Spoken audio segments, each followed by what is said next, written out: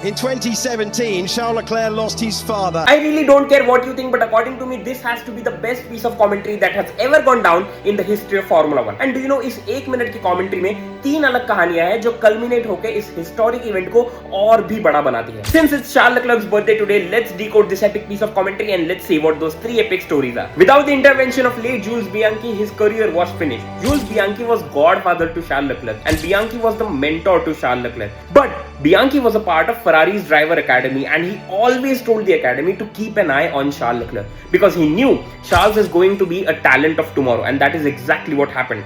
Bianchi wanted to be a Ferrari driver and create his own legacy, and that is exactly what Charles did. Stepped into Bianchi's shoes, became a Ferrari driver and made a legacy for himself, and that is exactly why he always tributes Jules Bianchi. In 2017, Charles Leclerc told his father a white lie that he had signed for Ferrari. In 2017, Charles Leclerc was on the brink of losing his father, and at that moment, he told his father that he had signed for Ferrari in Formula 1. But that was not even true, that was not even close. But that was his dying father's last wish.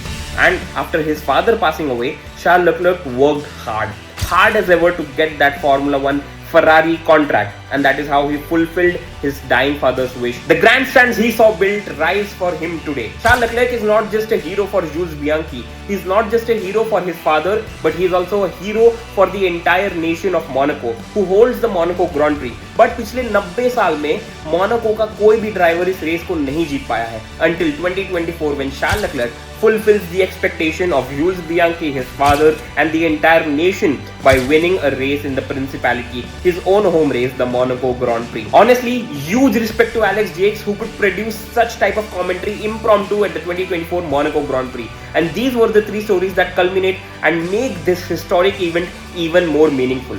If you want to know about more such stories of Formula 1, you know whom to follow. 4th Sector F1.